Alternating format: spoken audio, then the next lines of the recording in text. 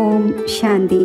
15/3/26 പ്രഭാതമുരളി അവ്യക്ത ബാബ്ദാദ റിവൈസ് 24/3/2009 മധുബൻ.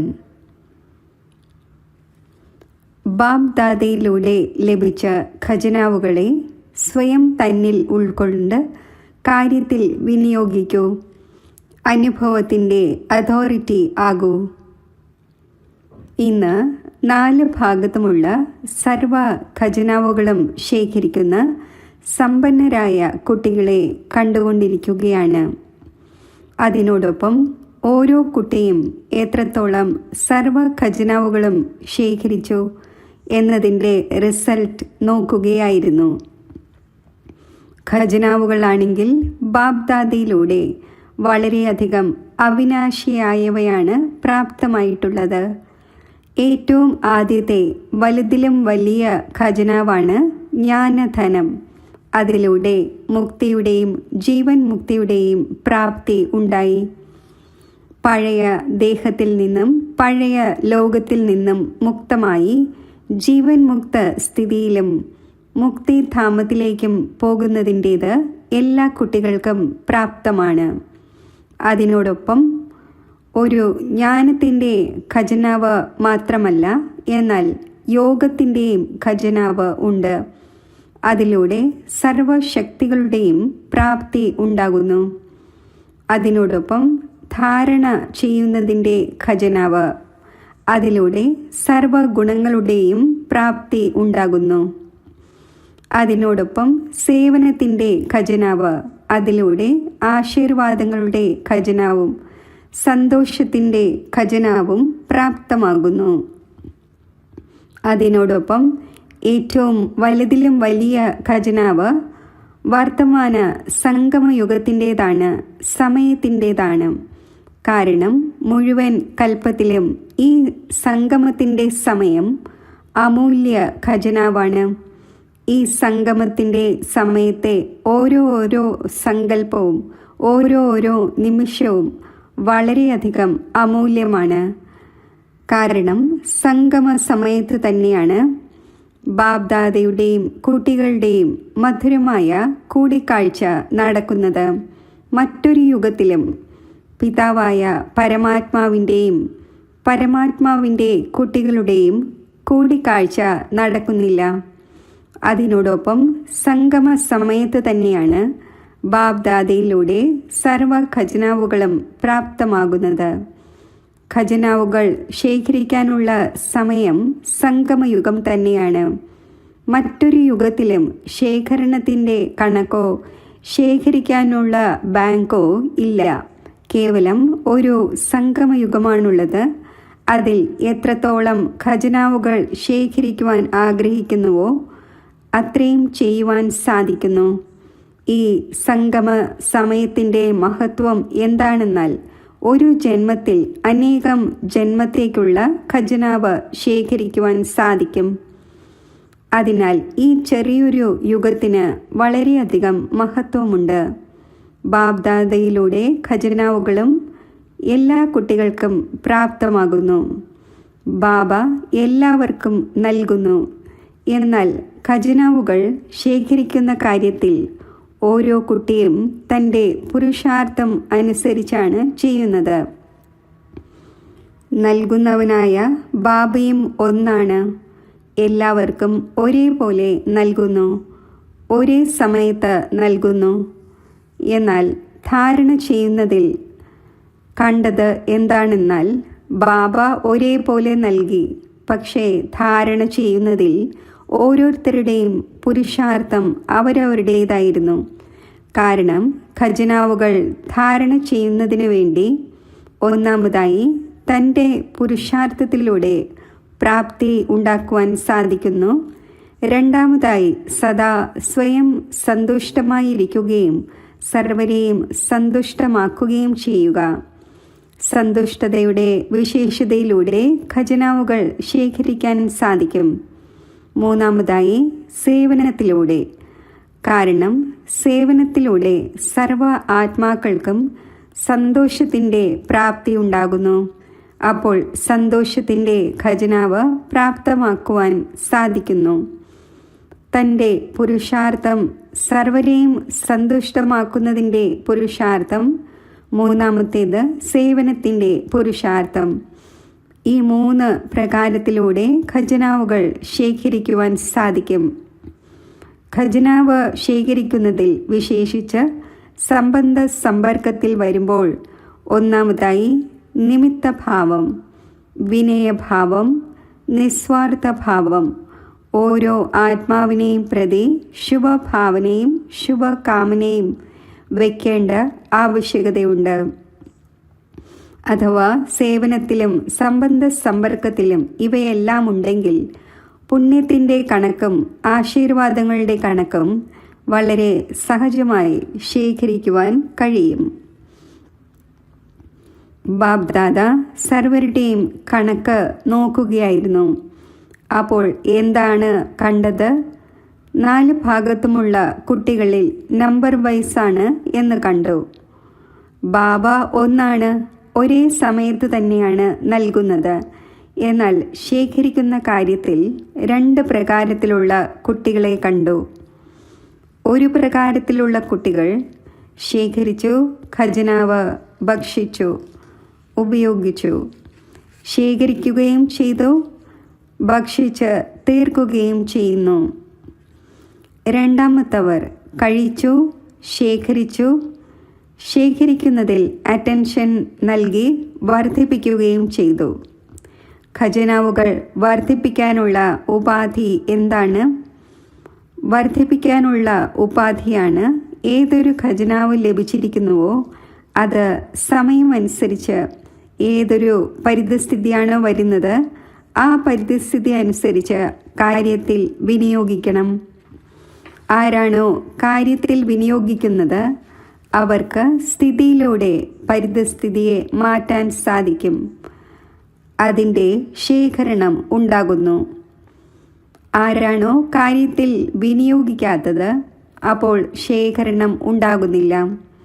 അപ്പോൾ ഓരോരുത്തരും സ്വയം തന്നോട് ചോദിക്കൂ, സമയമനുസരിച്ച് തനിക്ക് വേണ്ടിയോ മറ്റുള്ളവർക്ക് വേണ്ടിയോ കാര്യത്തിൽ വിനിയോഗിക്കുന്നുണ്ടോ? എത്രത്തോളം കാര്യത്തിൽ വിനിയോഗിക്കുമോ അത്രയും വർദ്ധിച്ചുകൊണ്ടിരിക്കും. കാരണം കാര്യത്തിൽ വിനിയോഗിക്കുന്നതിലൂടെ അനുഭവം ഉണ്ടായിക്കൊണ്ടിരിക്കുന്നു. അപ്പോൾ അനുഭവത്തിൻ്റെ അതോറിറ്റി ആഡ് ആയിക്കൊണ്ടിരിക്കുന്നു. അപ്പോൾ ചെക്ക് ചെയ്യൂ, സ്വയം തന്നോട് ചോദിക്കൂ, ഈ മുഴുവൻ ഖജനാവുകളും ശേഖരിക്കപ്പെട്ടിട്ടുണ്ടോ? കൂടാതെ വർദ്ധിപ്പിക്കാനുള്ള ഉപാധിയിൽ സമയമനുസരിച്ച് കാര്യത്തിൽ വിനിയോഗിക്കുന്നുണ്ടോ? അനുഭവത്തിൻ്റെ അതോറിറ്റി വർദ്ധിച്ചുകൊണ്ടിരിക്കുന്നുണ്ടോ? കാരണം അതോറിറ്റികളിൽ വച്ച് ഏറ്റവും കൂടുതലായി പാടപ്പെടുന്നത് അനുഭവത്തിൻ്റെ അതോറിറ്റിയാണ്. അപ്പോൾ ഓരോരുത്തരും തൻ്റെ കണക്കിനെ വർദ്ധിപ്പിക്കേണ്ടതുണ്ട്. ചെക്ക് ചെയ്യണം. കാരണം ഇപ്പോൾ സമയമുണ്ട്. ചെക്ക് ചെയ്ത് ഇപ്പോഴും ഖജനാവുകൾ വർദ്ധിപ്പിക്കുവാൻ സാധിക്കും. ഇപ്പോൾ ചാൻസ് ഉണ്ട്, പിന്നീട് ചാൻസും ഇല്ലാതായി പോകും. ഖജനാവ് വർദ്ധിപ്പിക്കണം എന്ന് ആഗ്രഹിക്കും, പക്ഷേ വർദ്ധിപ്പിക്കുവാൻ സാധിക്കില്ല. ബാബ്ദാദ കണ്ടു ഖജനാവുകൾ ലഭിക്കുന്നുണ്ട്. സന്തോഷത്തോടെ സ്വയം തന്നിൽ ഉൾക്കൊള്ളാൻ പ്രയത്നിക്കുകയും ചെയ്യുന്നു. എന്നാൽ എപ്പോഴാണോ ഖജനാവ് ലഭിക്കുന്നത്? മുരളിയിലൂടെ തന്നെയാണ് ഖജനാവ് ലഭിക്കുന്നത്.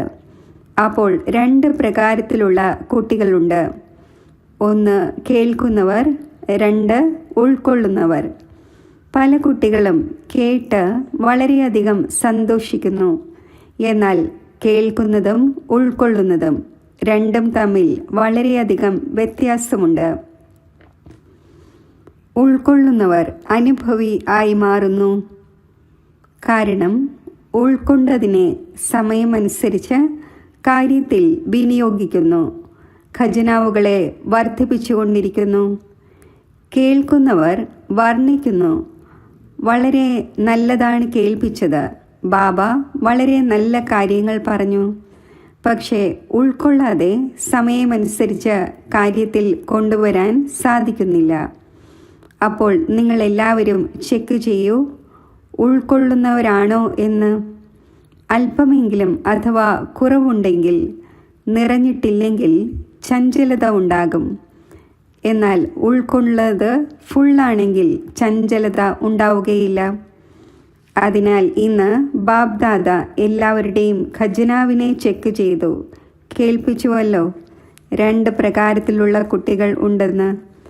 ഇപ്പോൾ സ്വയം തന്നെ ചെക്ക് ചെയ്യൂ, ഞാൻ ആരാണ്? ഖജനാവിനെ വർദ്ധിപ്പിക്കുക എന്നാൽ സമയമനുസരിച്ച് കാര്യത്തിൽ വിനിയോഗിക്കുക എന്നർത്ഥം.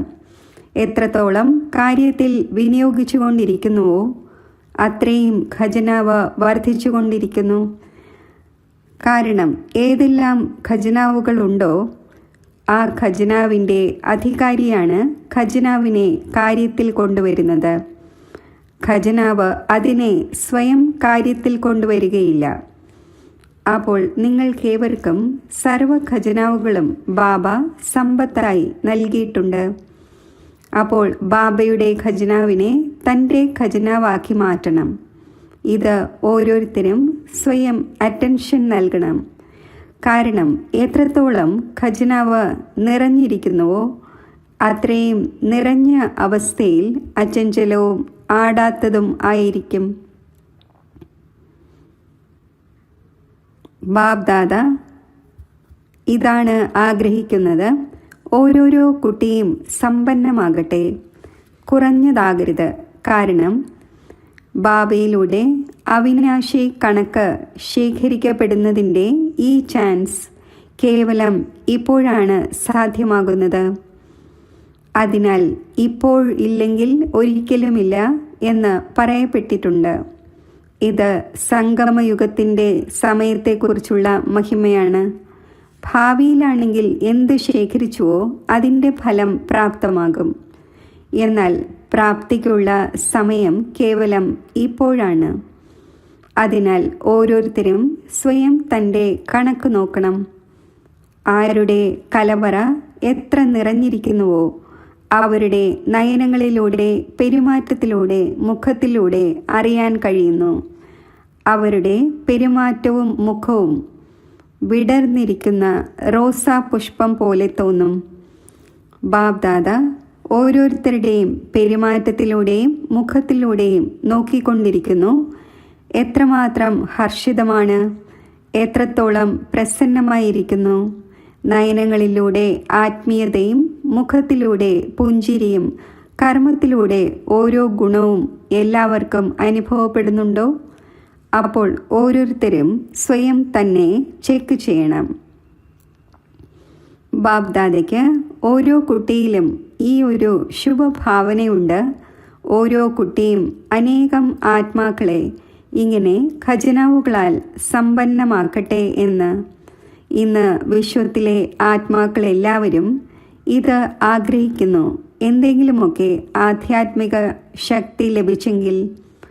ആധ്യാത്മിക ശക്തിയുടെ ദാതാവ് ബ്രാഹ്മണ ആത്മാക്കളായ നിങ്ങൾ തന്നെയാണ്. കാരണം ഹോളിയസ്റ്റും ഹയസ്റ്റും റിച്ചസ്റ്റും നിങ്ങൾ ആത്മാക്കൾ തന്നെയാണ്. എല്ലാ ആത്മാക്കളെക്കാളും കൂടുതൽ ഹോളിയസ്റ്റ് താങ്കളാണ്. ആത്മാക്കളായ നിങ്ങളുടെ പൂജ എങ്ങനെയാണോ വിധിപൂർവം നടക്കുന്നത് അതേപോലെ മറ്റാരുടേതും നടക്കുന്നില്ല. ഇപ്പോൾ ലാസ്റ്റ് ജന്മത്തിൽ പോലും ആത്മാക്കളായ നിങ്ങൾക്ക് ലഭിക്കുന്ന പൂജ മറ്റേതെങ്കിലും നിമിത്തമായ ധർമ്മപിതാക്കൾക്കോ മഹാൻ ആത്മാക്കൾക്കോ ഇല്ല. വിധിപൂർവം സ്മാരകം ഉണ്ടാക്കിയാലും വിധിപൂർവം പൂജ ഉണ്ടാകുന്നില്ല. റിച്ചസ്റ്റ് ഇൻ ദ വേൾഡായ നിങ്ങളുടേതുപോലെയുള്ള ഖജനാവ് അഥവാ ബ്രാഹ്മണ ആത്മാക്കളുടെ ഒരു ജന്മത്തിൻ്റെ ഖജനാവ് 21 ജന്മം തുടരുക തന്നെ ചെയ്യും എന്നത് ഗ്യാരണ്ടിയാണ്. കാരണം ബാബയിലൂടെ ബാബയുടെ സമ്പത്ത് ലഭിച്ചിരിക്കുകയാണ്. ഏതുപോലെ ബാബ അവിനാശിയാണോ അതേപോലെ തന്നെ ബാബയിലൂടെ ലഭിച്ച ഖജനാവും അവിനാശിയാകുന്നു. അതിനാൽ റിച്ചസ്റ്റ് ഇൻ ദ വേൾഡും ഹോളിയസ്റ്റ് ഇൻ ദ വേൾഡും ആണ്. അപ്പോൾ എല്ലാവരും സ്വയം ഇങ്ങനെയുള്ള വിശേഷ സേവാധാരിയായി മനസ്സിലാക്കുന്നുണ്ടല്ലോ. ഇന്നത്തെ സമയമനുസരിച്ച് വിശ്വത്തിലെ ആത്മാക്കൾക്ക് ഏത് വസ്തുവിൻ്റെ ആവശ്യകതയാണുള്ളത് അറിയാമല്ലോ. ഇന്ന് വിശ്വത്തിന് സന്തോഷത്തിൻ്റെയും ശക്തിയുടെയും സ്നേഹത്തിൻ്റെയും ആവശ്യകത ഉണ്ട്. ആത്മീയ സ്നേഹം ആഗ്രഹിക്കുന്നു. എന്നാൽ ബ്രാഹ്മണ ആത്മാക്കളായ നിങ്ങൾ ഇപ്പോൾ സമയമനുസരിച്ച് ദാതാവാകൂ. മനസ്സ ശക്തികൾ നൽകൂ, വാച ജ്ഞാനം നൽകൂ, കർമ്മണ ഗുണദാനം നൽകൂ. ബ്രഹ്മബാബ അന്തിമത്തിൽ 3 വാക്കുകൾ എല്ലാ കുട്ടികൾക്കും സമ്മാനമായി നൽകി. ഓർമ്മയുണ്ടല്ലോ. ഈ 3 വാക്കുകൾ അഥവാ സേവനത്തിൽ വിനിയോഗിക്കുകയാണെങ്കിൽ വളരെയധികം ആത്മാക്കളെ സന്തുഷ്ടമാക്കുവാൻ സാധിക്കുന്നു. ആ 3 വാക്കുകളാണ് നിരാകാരി, നിരഹങ്കാരി, നിർവികാരി. അപ്പോൾ മനസ്സിലൂടെ നിരാകാരി, വാചയിലൂടെ നിരഹങ്കാരി, കർമ്മണയിലൂടെ നിർവികാരി. ഈ 3 വാക്കും സേവനത്തിൽ വിനിയോഗിക്കൂ. ഇപ്പോൾ വിശ്വത്തിന് താങ്കളുടെ ശക്തിയിലൂടെ ഒരൽപ്പം ഹൃദയത്തിൻ്റെ ആനന്ദവും സുഖത്തിൻ്റെ പ്രാപ്തിയും ഉണ്ടാകട്ടെ. എല്ലാവരും നിരാശമാണ്. താങ്കൾ വിശ്വത്തിനു വേണ്ടി ആശകളുടെ നക്ഷത്രങ്ങളാണ്. ബാബ്ദാദ എല്ലാ കുട്ടികളെയും ബാബയുടെ ആശകളുടെ നക്ഷത്രങ്ങളായി കാണുന്നു. കേവലം പ്രതീക്ഷകളുടെ നക്ഷത്രങ്ങളല്ല, എന്നാൽ ആശകൾ പൂർത്തീകരിക്കുന്ന ആശകളുടെ നക്ഷത്രങ്ങളാണ്. ബാബ്ദാദയുടെ അടുക്കൽ കുട്ടികളുടെ സ്നേഹം സദാ എത്തിച്ചേരുന്നു. ഏറ്റവും സഹജ പുരുഷാർത്ഥം ഏതാണ്? ഭിന്ന ഭിന്ന പുരുഷാർത്ഥമുണ്ട്, എന്നാൽ ഏറ്റവും സഹജ പുരുഷാർത്ഥമാണ് സ്നേഹം. സ്നേഹത്തിൽ പ്രയത്നം പോലും സ്നേഹത്തിൻ്റെ രൂപത്തിലേക്ക് പരിവർത്തനപ്പെടുന്നു. അപ്പോൾ ബാബയുടെ സ്നേഹിയാവുക എന്നാൽ സഹജ പുരുഷാർത്ഥം ചെയ്യുക എന്നർത്ഥം. സ്നേഹത്തിൻ്റെ കാര്യത്തിൽ നിങ്ങളെല്ലാവരും സ്വയം സ്നേഹിയായി മനസ്സിലാക്കുന്നു. ഇടയ്ക്കിടയ്ക്കല്ല, സദാ സ്നേഹി. ആരാണോ സ്വയം സദാ സ്നേഹത്തിൻ്റെ സാഗരത്തിൽ ലയിച്ചിരിക്കുന്നവരായി മനസ്സിലാക്കുന്നത്, സദാ സ്നേഹത്തിൻ്റെ സാഗരത്തിൽ ലയിച്ചിരിക്കുന്നവർ, മുങ്ങി നിവരുന്നവരല്ല, ലയിച്ചിരിക്കുന്നവർ. ആരാണോ സ്വയം ഇങ്ങനെ സ്നേഹത്തിൻ്റെ സാഗരത്തിൽ ലയിച്ചിരിക്കുന്നവരായി മനസ്സിലാക്കുന്നത്, അവർ കൈ ഉയർത്തു. സദാ ആണോ? സദാ എന്ന വാക്കിനെ അണ്ടർലൈൻ ചെയ്യൂ. കൈ ഉയർത്തു. സദാ, സദാ ആണോ? കൈ നന്നായി ഉയർത്തിയിട്ടുണ്ട്. ബാബ്ദാദ കൈ കണ്ട് സന്തോഷിക്കുന്നു, കാരണം ധൈര്യം വയ്ക്കുന്നു. അഥവാ അല്പം കുറഞ്ഞാൽ പോലും ഓർമ്മ വരും കൈ ഉയർത്തിയിട്ടുണ്ട് എന്ന്. കാരണം ബാബ്ദാദയ്ക്ക് ഓരോരോ കുട്ടിയോടും അതിസ്നേഹമുണ്ട്. എന്തുകൊണ്ട്? കാരണം ബാബ്ദാദ അറിയുന്നുണ്ട്, ഈ ഓരോരോ ആത്മാവും അനേകം തവണ സ്നേഹി ആയിട്ടുണ്ട്, ഇപ്പോഴും ആയിരിക്കുകയാണ്. ഓരോ കൽപ്പത്തിലും ഇതേ ആത്മാക്കൾ സ്നേഹി ആവുകയും ചെയ്യും. ലഹരിയുണ്ടോ? സന്തോഷമുണ്ടോ? നമ്മൾ തന്നെയാണ് ഓരോ കൽപ്പത്തിലെ അധികാരികളായ ആത്മാക്കളെന്ന്. ബാബ്ദാദ ഇങ്ങനെയുള്ള അധികാരികളായ ആത്മാക്കളെ കണ്ട് ഹൃദയത്തിൽ നിന്നുള്ള ആശീർവാദങ്ങൾ നൽകുകയാണ്. സദാ അക്ഷീണരായി പറന്നുകൊണ്ടിരിക്കൂ. ഒരിക്കലും അഥവാ ഏതെങ്കിലും പരിതസ്ഥിതി വരികയാണെങ്കിൽ സ്വസ്ഥിതിയെ കീഴ്മേൽ ആക്കരുത്. സ്വസ്ഥിതിക്ക് മുന്നിൽ പരിതസ്ഥിതിക്ക് ഒന്നും ചെയ്യുവാൻ സാധിക്കില്ല. ശരി, ആദ്യമായി ആരാണ് വന്നിരിക്കുന്നത്? അവർ കൈ ഉയർത്തു. ധാരാളം പേർ വരുന്നു. ബാബ്ദാദയ്ക്ക് ഓരോരോ കുട്ടിയെയും കണ്ട് അഭിമാനമുണ്ട്. ആഹാ എൻ്റെ കുട്ടികളെ ആഹാ. ഏതുപോലെ താങ്കൾ ഹൃദയത്തിൽ ഗീതം പാടുന്നുവല്ലോ ഓട്ടോമാറ്റിക്കായി. ആഹാ ബാബ, ആഹാ എൻ്റെ ബാബ, ആഹാ. അതേപോലെ ബാബയും കുട്ടികളെ പ്രതി ഈ ഗീതം പാടുന്നു. ആഹാ ഓരോ കുട്ടി, ആഹാ. കാരണം ബാബയ്ക്കും കൽപ്പത്തിനു ശേഷമാണ് കുട്ടികളായി നിങ്ങളെ ലഭിക്കുന്നത്. ഓരോരുത്തരും വിശ്വത്തിനു മുന്നിൽ മഹാനാണ്. അപ്പോൾ ബാബയും ഗീതം പാടുന്നു. ആഹാ കുട്ടികളെ, ആഹാ. ആഹാ ആഹാ ആണല്ലോ. ആഹാ ആഹാ കുട്ടികൾ ആണല്ലോ. ആഹാ ആഹാ കുട്ടികൾ, കൈ ഉയർത്തു. അപ്പോൾ സദാ ഇത് ഓർമ്മ വയ്ക്കൂ, നമ്മൾ ആഹാ ആഹാ കുട്ടികളാണ്. പുരുഷാർത്ഥികളാണെങ്കിൽ പോലും വാഹ് വാഹ്, ആഹാ ആഹാ കുട്ടികൾ, ബാബയുടെ വാഹ് വാഹ് കുട്ടികൾ ബാബയുടെ കൂടെ തന്നെ പോകും, അവശേഷിച്ചു പോവുകയില്ലല്ലോ. ബാബയാണെങ്കിൽ പറയുന്നത് ഓരോ കുട്ടിയെയും സ്നേഹത്തിൻ്റെ മടിത്തട്ടിൽ കൂടെ കൊണ്ടുപോകണം എന്നാണ്. അപ്പോൾ തയ്യാറാണോ? തയ്യാറാണോ? വഴിയിൽ നിന്നു പോവുകയില്ലല്ലോ, കൂടെ പോകും. കാരണം വാഗ്ദാനമാണ്, വാഗ്ദാനം നിറവേറ്റുന്നവരാണ്. ഇപ്പോൾ ബാബ്ദാദ ആഗ്രഹിക്കുന്നത് ഇതാണ്. തൻ്റെ ഫരിഷ്ത രൂപം എമർജ് ചെയ്യൂ. നടക്കുമ്പോഴും ചുറ്റി സഞ്ചരിക്കുമ്പോഴും ഫരിസ്ത ഡ്രസ് ധരിച്ചവരാണ് അനുഭവം ഉണ്ടാക്കിക്കൂ. ബാബ്ദാദ ഡ്രിൽ കേൾപ്പിച്ചുവല്ലോ. വസ്ത്രം മാറുന്നതിൻ്റെ ശീലമുണ്ടല്ലോ. അപ്പോൾ ഏതുപോലെ ശരീരത്തിൻ്റെ ഡ്രസ് മാറുന്നുവോ അതേപോലെ തന്നെ ആത്മാവിൻ്റെ ഫരിസ്ത സ്വരൂപം വീണ്ടും വീണ്ടും അനുഭവിക്കൂ. ഫരിസ്തയുടെ ഡ്രസ് ഇഷ്ടമാണല്ലോ.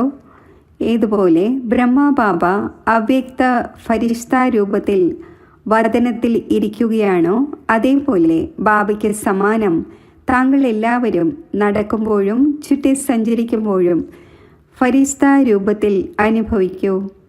കാരണം ഫരിസ്ത രൂപം ഉണ്ടാകുമ്പോഴാണ് ദേവത ആകുന്നത്. ഏതുപോലെ ബാബയുടെ 3 രൂപങ്ങൾ ഓർമ്മയുണ്ടായിരിക്കുന്നുവല്ലോ. പിതാവ്, ശിക്ഷകൻ, സദ്ഗുരു. ഇതേപോലെ തൻ്റെയും 3 രൂപങ്ങൾ ഓർമ്മിക്കൂ. ബ്രാഹ്മൺ സോ ഫരിഷ്ത, ഫരിഷ്ത സോ ദേവത. ഈ 3 രൂപങ്ങൾ ഉറച്ചതാണല്ലോ. ഇടയ്ക്ക് ബ്രാഹ്മണൻ്റെ ഡ്രസ് ധരിക്കൂ. ചിലപ്പോൾ ഫരിസ്തയുടെ, ചിലപ്പോൾ ദേവതയുടെ. ഈ 3 രൂപങ്ങളിൽ സ്വതവേ തന്നെ ത്രികാലദർശിയുടെ സീറ്റിലിരുന്ന് സാക്ഷിയായി ഓരോ കാര്യവും ചെയ്തുകൊണ്ടിരിക്കും. അപ്പോൾ എല്ലാവരുടെ കാര്യത്തിലും ബാബ്ദാദ ഇതാണ് ആഗ്രഹിക്കുന്നത്. സദാ ബാബയുടെ കൂടെയിരിക്കൂ, ഒറ്റയ്ക്കാകരുത്. കൂടെയിരിക്കുമ്പോൾ കൂടെ പോകും. അഥവാ ഇപ്പോൾ ഇടയ്ക്കിടയ്ക്കാണ് ഇരിക്കുന്നതെങ്കിൽ കൂടെ എങ്ങനെ പോകും? സ്നേഹിയെ ഒരിക്കലും മറക്കുവാൻ സാധിക്കില്ല. മുഴുവൻ ദിവസത്തിലും ഈ അഭ്യാസം ചെയ്തുകൊണ്ടിരിക്കൂ. ഇപ്പോൾ ബ്രാഹ്മണൻ, ഇപ്പോൾ തന്നെ ഫരിഷ്ത, ഇപ്പോൾ തന്നെ ദേവത. ശരി. 4 ഭാഗത്തുമുള്ള സർവ്വ കുട്ടികൾക്കും ആരാണോ സദാ ഖജനാവുകളാൽ സമ്പന്നമായിരിക്കുന്നത്, സദാ തൻ്റെ പെരുമാറ്റത്തിലൂടെയും മുഖത്തിലൂടെയും സേവാധാരി ആയവർ. കാരണം നിങ്ങളേവരുടെയും വാഗ്ദാനമാണ് നമ്മൾ വിശ്വപരിവർത്തകരായി വിശ്വത്തിൻ്റെ പരിവർത്തനം ചെയ്യും എന്ന്. അപ്പോൾ നടക്കുമ്പോഴും ചുറ്റി സഞ്ചരിക്കുമ്പോഴും സേവാധാരി സേവനത്തിൽ തൽപരരായിരിക്കുന്നു. ഇങ്ങനെയുള്ള വിശ്വ സേവാധാരിയും വിശ്വ പരിവർത്തകനും ഓരോരുത്തരെയും ബാബയുടെ ഖജനാവുകളാൽ നിറയ്ക്കുന്നവരുമായവർക്ക് ബാബ്ദാദയുടെ 4 ഭാഗത്തുമുള്ള കുട്ടികൾക്ക് ബാബ്ദാദയുടെ സ്നേഹസ്മരണകൾ, ഹൃദയത്തിൽ നിന്നുള്ള ആശീർവാദങ്ങൾ. നമസ്തേ. ശരി. വരദാനം. മാസ്റ്റർ ത്രികാലദർശിയായി ഓരോ കർമ്മവും യുക്തിയുക്തമായി ചെയ്യുന്ന കർമ്മബന്ധനമുക്തരായി ഭവിക്കട്ടെ. ഏതൊരു സങ്കല്പവും വാക്കും കർമ്മവും ചെയ്യുന്നുവോ അത് മാസ്റ്റർ ത്രികാലദർശിയായി ചെയ്യൂ. അപ്പോൾ ഒരു കർമ്മവും വ്യർത്ഥമോ അനർത്ഥമോ ആവുകയില്ല. ത്രികാലദർശി എന്നാൽ സാക്ഷി സ്ഥിതിയുടെ സ്ഥിതിയിൽ സ്ഥിതി ചെയ്ത് കർമ്മങ്ങളുടെ ഗുഹ്യഗതിയെ അറിഞ്ഞ് ഈ കർമ്മേന്ദ്രിയങ്ങളിലൂടെ കർമ്മം ചെയ്യിക്കൂ. അപ്പോൾ ഒരു കർമ്മത്തിൻ്റെയും ബന്ധനത്തിൽ ബന്ധിക്കപ്പെടില്ല. ഓരോ കർമ്മം ചെയ്യുമ്പോഴും കർമ്മബന്ധനമുക്തമായി കർമാതീത സ്ഥിതിയുടെ അനുഭവം ചെയ്തുകൊണ്ടിരിക്കും. സ്ലോഗൻ: ആരുടെ അടുക്കൽ പരിധിയുള്ള ഇച്ഛകളുടെ അവിദ്യയുണ്ടോ അവർ തന്നെയാണ് മഹാസമ്പന്നൻ. അവ്യക്ത സൂചന: നിശ്ചയത്തിൻ്റെ ഫൗണ്ടേഷൻ ശക്തമാക്കി സദാ നിർഭയവും നിശ്ചിന്തവുമായിരിക്കൂ.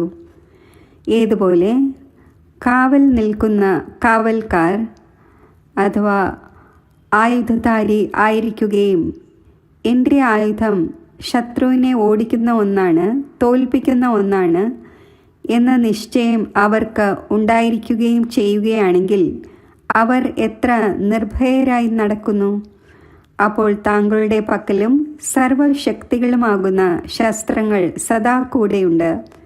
കേവലം ആഹ്വാനം ചെയ്യൂ, അതായത് യജമാനനായി ഓർഡർ ചെയ്യൂ. അപ്പോൾ സഫലത സദാ ഉണ്ടായിക്കഴിഞ്ഞു. ഓം ശാന്തി.